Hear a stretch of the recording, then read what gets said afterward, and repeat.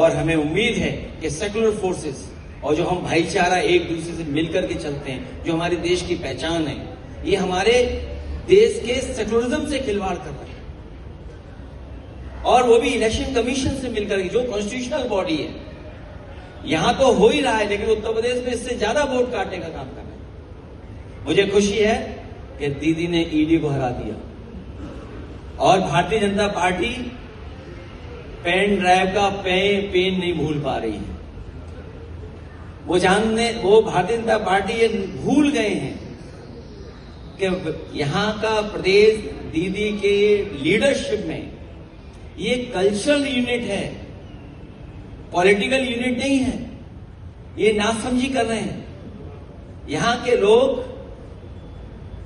प्रेम के, रविंद्र जी के भजन सुनते हैं, यहां का गान सुनते हैं, मिठास सुनते हैं, नफरत के गाने नहीं सुनते। ये दरारवादी लोग जो बांट करके राजनीति करने वाले हैं, वो कामयाब होने वाले नहीं हैं। यहां की मिठास जीतेगी, यहां की आदरणीय दीदी जीत करके जाएगी और हमारा पूरा सहयोग इनके साथ है।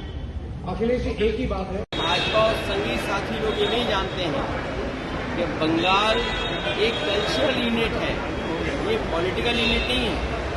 बंगाल वो जगह है जहां से यूनिवर्सल ह्यूमनिज्म का एक संदेश दिया गया था, प्यार का, कि हम सब एक हैं। वहां पर ये नफरतवादी लोग कामयाब नहीं होंगे। दीदी से ईडी हारी और जो पेन ड्राइव के पेन से अभी तक उभर नहीं पाई है भारतीय जनता पार्टी। जो पेन ड्राइव का पेन है उससे उभरी नहीं है भारतीय जनता पार्टी और दीदी ने ईडी को हरा दिया। हमें उम्मीद है कि विपक्ष के लोगों को और खासकर यहाँ दीदी के खिलाफ भारतीय जनता पार्टी कामयाब नहीं होगी। भारतीय जनता पार्टी हारेगी और भारतीय जनता पार्टी सब जानते हैं भारतीय जनता हारने वाली है, लेकिन इज्जतदार हारना चाहती है, इज्जत के साथ हारना चाहती है। बस यही लड़ाई उनकी है। अच्छा, उत्तराखंड में जहाँ के भारतीय जनता पार्टी के लोग आज किसी और के लिए कह रहे हैं, कल हमारे लिए कहेंगे। हमने तो वो समय भारतीय जनता पार्टी का देखा है जहां पर मुख्यमंत्री आवास को गंगाजल से धो रहे थे। ये क्या भारत में संभव है, हिंदुस्तान में संभव है ये बातें? तो ये नफरत फैलाने का जो इनका तरीका है, ये दरार डालने का जो तरीका है, जो इनका डिवाइड करने की पॉलिटिक्स है, यूपी में भी हारी लोकसभा में, बंगाल में भी इस बार हारने जा रहे हैं। जो बंगाल में कर रहे हैं उससे ज्यादा यूपी में कर रहे हैं। अगर आपके यहाँ 1 करोड़ वोट कटा है तो हमारे यहाँ 4 करोड़ वोट कटा है। ये कैसे समझदार लोग हैं बीजेपी के लोग। ये अपने आप को कहते हैं कि हम टेक्नोलॉजी को समझते हैं, हम डिजिटल इंडिया बनाना चाहते हैं, लेकिन इनके ऐप में न जाने कितने संशोधन हुए हैं। इनको इनका ही ऐप इनको समझ में नहीं आ रहा है। और कभी मैपिंग, कभी अनमैपिंग।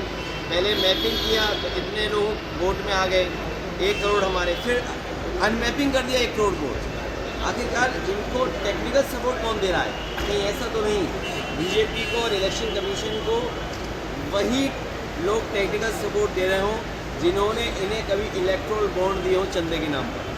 शंकराचार्य का जिस तरीका से बाघ मेले में अपमान हुआ, क्या कहते हैं? बीजेपी सनातनी नहीं है। बीजेपी सनातनी नहीं है। बीजेपी को हिंदू धर्म से कोई लेना देना नहीं है। आप बताइए, शंकराचार्य हमारे सबसे बड़े पूजनीय, सबसे सम्मानित, सबसे बड़ी ऊंची प्रतिष्ठा पे बैठने वाले लोग, उनके साथ व्यवहार पुलिस ने क्या किया? उनका रथ पुलिस ने धक्का मारा। उनके जो सेवाकार हैं, साथ जो चलते हैं, उनके कितना अपमानित किया इन बीजेपी के लोगों ने। और किस लिए? क्योंकि बीजेपी हर चीज अपने हिसाब से चलाना चाहती है। मैं सबसे पहले ये कहना चाहता हूँ कि भारतीय जनता पार्टी की एसआईआर की एक्सरसाइज ये वोट बढ़ाने के लिए नहीं है, वोट काटने के लिए है।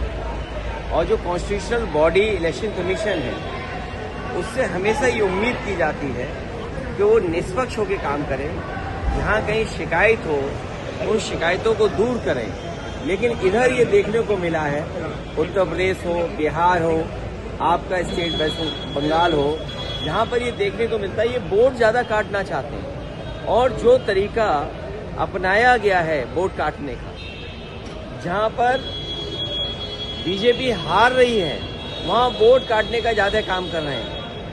ये नफरतवादी लोग, ये दरारवादी लोग, ये भाजपा और संगी साथी लोग ये नहीं जानते हैं कि बंगाल एक कल्चरल यूनिट है, ये पॉलिटिकल यूनिट नहीं है।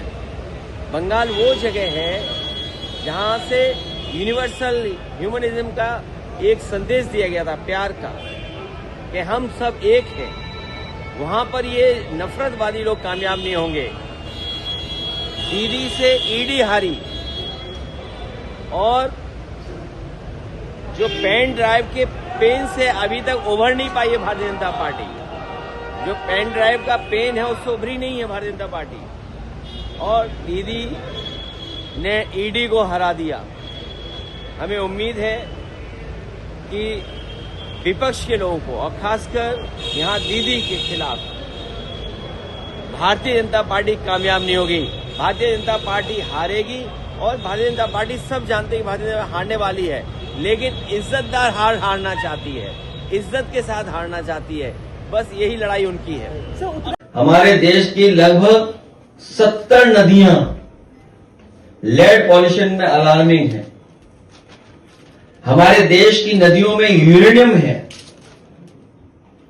जो ग्राउंड वाटर के सैंपल आते हैं उसमें यूरेनियम निकलता है। कई जगह का जो पानी हम लोग देखते हैं कि बहुत खतरनाक है, उसमें आर्सेनिक है। और फिर कई जगह पानी में हम लोग देखते हैं मरकरी है। जो मरकरी हमारे शरीर में जाएगा तो सोचो कैसा असर छोड़ेगा। कई जगह जो इंडस्ट्रियल वेस्ट है और जब हम पानी उसके सैंपल लेते हैं तो वो अनसेफ दिखाई देता है, पीने लायक नहीं है, उसमें पेस्टिसाइड्स है। सोचो पानी में पेस्टिसाइड्स हो, आर्सेनिक हो, यूरेनियम हो, और फिर ये जो बातें बताई जा रही हैं वो बता रहा है एक कंपनी जो पानी का सप्लाई देना चाहती है साफ सुथरा। सोचिए एक्वा गार्ड कंपनी बता रही है कि आपके पानी में ये चीजें हैं, इसलिए आपकी नदियां नहीं शुद्ध है, ग्राउंड वाटर शुद्ध नहीं है, जहां कहीं पानी है वो सब खराब है, आप हमारी मशीन खरीद लो तो पानी साफ आएगा। जिन्होंने पूरा जीवन लगा दिया तब जाकर के हमें और आपको आजादी मिली। गणतंत्र दिवस के दिन हमारा संविधान जो रास्ता दिखाता है उसका संकल्प लें। बाबा साहब भीमराव अंबेडकर जी के बाद जो हमें संविधान मिला है उस संविधान पर देश को और चला करके मजबूत बनाने का काम हम लोग करें। आप सभी को और अपनी तरफ से, पार्टी की तरफ से 26 जनवरी गणतंत्र दिवस की बहुत बहुत शुभकामनाएं और बधाई देता हूं। हम आज सब लोग यहाँ बैठे हैं जहां गणतंत्र दिवस के अवसर पर हम बधाई एक दूसरे को दे रहे हैं, वहीं ये भी संकल्प लें कि इस देश को और मजबूत बनाना है, इस देश को और खुशहाल बनाना है।